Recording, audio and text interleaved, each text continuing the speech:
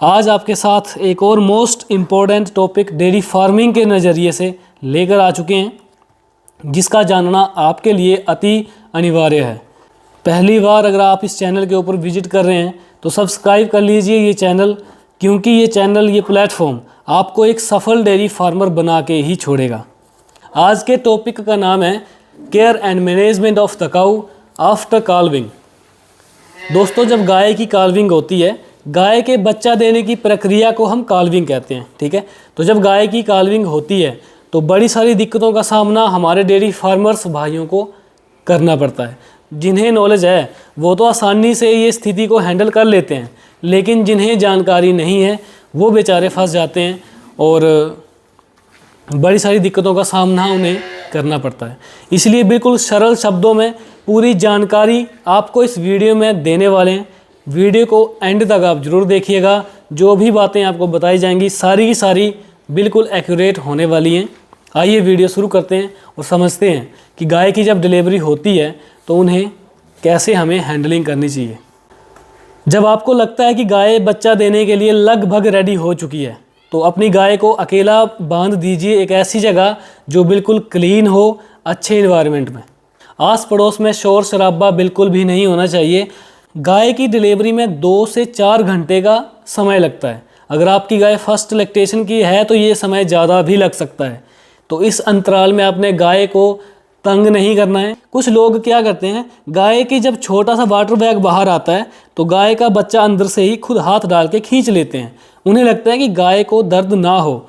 अब उन्हें लगता है कि हम गाय के साथ हमदर्दी कर रहे हैं, लेकिन उसका जो परिणाम है वो हमें नेगेटिव देखने को मिलता है, क्योंकि गाय का बच्चा देना एक नेचुरल प्रक्रिया है, एक प्राकृतिक प्रक्रिया है। और नेचुरल प्रक्रिया को अगर हम नेचुरल तरीके से ही होने देंगे तभी हमें अच्छा रिजल्ट देखने को आगे मिलता है। तो ये सब बातें बिल्कुल ना कीजिए। हाँ, अगर आपकी गाय की डिलीवरी के लिए ज़्यादा समय लग जाता है और आपको लगता है कि भाई आपकी गाय ने जोर लगाना अब अभी बंद करने वाली है या फिर बहुत ज़्यादा समय हो गया है, तो फिर आप अपने नज़दीकी वेटनेरियन को बुला सकते हैं। और ये जो प्रक्रिया आपने करनी है ये बिल्कुल जेंटली हैंडलिंग होनी चाहिए। डिलीवरी के बाद गाय के बच्चे के मुंह में जो म्यूकस होती है उसे अच्छे से साफ़ करके गाय के बच्चे को गाय के सामने चाटने के लिए छोड़ दें। अभी आपने गर्म पानी लेना है, उसमें KMNO4 मतलब पोटाशियम परमैंगनेट या फिर जिसे आप लाल दवा कहते हैं उसके क्रिस्टल डाल के या फिर नीम के पत्ते डाल के गाय के जेनाइटल ट्रैक, जहाँ से गाय ने डिलीवरी की है, जहाँ से बच्चा निकला है, उसे धो देना है। क्योंकि पहले भी जैसा मैंने आपको बताया कि सारी जानकारी आपको दूंगा जो कि बिल्कुल एक्यूरेट होगी। अब आपने ये जेनाइटल ट्रैक धोना क्यों है वो आपको बता देता हूँ। गाय की डिलीवरी के समय जो गाय का इम्यूनिटी सिस्टम है, इम्यूनिटी सिस्टम वो सिस्टम होता है जो रोग होने से बचाता है किसी भी एनिमल को। तो जो इम्यूनिटी सिस्टम है गाय का डिलीवरी के समय वो बिल्कुल डाउन हो जाता है। इसके कारण गाय ससेप्टिबल बन जाती है किसी भी बीमारी के लिए।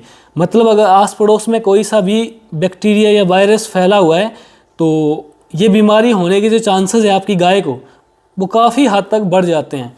तो इसके लिए आपने ये जो प्रिवेंशन है वो ज़रूर करना है। छोटी छोटी बातें हैं, लेकिन इन्हीं छोटी छोटी बातों पे आपका जो डेयरी फार्म है उसकी नींव रखी जाती है। अगर आप पहले से ही ऐसी मतलब छोटी छोटी बातों को फॉलो करना शुरू करोगे तो ये आपकी एक मैनेजमेंट का एक बहुत अच्छा, एक बहुत बेस्ट हिस्सा बन जाएगा। तो ये आप अपनी डेयरी में लिख लीजिए, इम्पोर्टेंट है। नाउ देन आपने क्या करना है कि आपकी गाय का जो बच्चा है उसे आपने खीस पिलाना है, जिसे मेडिकल टर्म में कोलोस्ट्रम कहते हैं, वो पिलाना है। कुछ लोग आपको ये भी कहेंगे कि भाई गाय के बच्चे को दूध तब तक नहीं पिलाना है जब तक गाय जेर नहीं फेंक देती है। तो ये जो अवधारणा है इससे बचिए। अगर आप इस चीज़ को फॉलो करोगे तो आपका जो डेयरी फार्म है कभी भी सक्सेस नहीं हो पाएगा। आप ब्रीडिंग नहीं कर सकते हैं। क्यों नहीं कर सकते हैं वो समझिए। देखिए, शरीर की जितनी भी क्रियाएं होती हैं वो हॉर्मोन्स के रिलेटेड होती हैं। तो जिस हार्मोन से गाय का दूध निकलता है उसी हार्मोन से जेर भी बाहर जाती है। तो जब आप अपनी गाय के बच्चे को दूध पिलाते हैं, दूध निकालते हैं, तो ऑक्सीटोसिन हार्मोन रिलीज होता है जो कि हेल्प करता है आपकी गाय के अंदर जो प्लेसेंटा है, जो जेर है, उसे बाहर निकालने के लिए। दूसरा मेन कारण क्या है कि गाय का जो पहला दूध होता है, जो खीस होता है, जो कोलेस्ट्रम होता है, उसमें दुनिया की सारी न्यूट्रिशन वैल्यू और एंटीबायोटिक्स मौजूद होती हैं। और जब आप अपने बच्चे को पिलाते हैं समय पे, तो पहले दिन से ही आपके बच्चे का जो इम्यूनिटी सिस्टम है वो स्ट्रॉन्ग हो जाता है और आगे चल के एक अच्छा एनिमल बन जाता है। उसे बीमारी होने के जो चांसेस हैं वो कम से कम मात्रा में रह जाते हैं। तो कोलेस्ट्रम मतलब खीस आधे घंटे के अंदर अंदर 10% ऑफ द बॉडी वेट जरूर आप पिला दीजिए। अभी बात करते हैं जो सभी किसान भाइयों का सवाल रहता है, सबसे इम्पोर्टेंट सवाल, कि भाई गाय के बच्चा देने के बाद उसे क्या खिलाना चाहिए। तो पहले तो मैं आपको ये बता देता हूँ कि गाय के बच्चा देने के बाद गाय की डिमांड क्या होती है, गाय के शरीर की डिमांड क्या होती है। दोस्तों, गाय को बच्चा देने के लिए एक्सेसिव एनर्जी लगानी पड़ती है और ज़्यादा एक्सेसिव लगाने से गाय के शरीर में एनर्जी का जो लॉस है वो बड़ी सारी मात्रा में हो जाता है।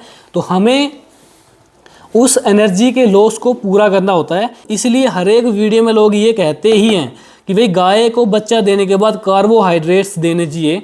अब कार्बोहाइड्रेट्स देने क्यों चाहिए? क्योंकि ज़्यादा मात्रा में जब एनर्जी लॉस होती है तो एनर्जी को पूरा करने के लिए कार्बोहाइड्रेट्स दिए जाते हैं, क्योंकि carbohydrate is a good source of energy.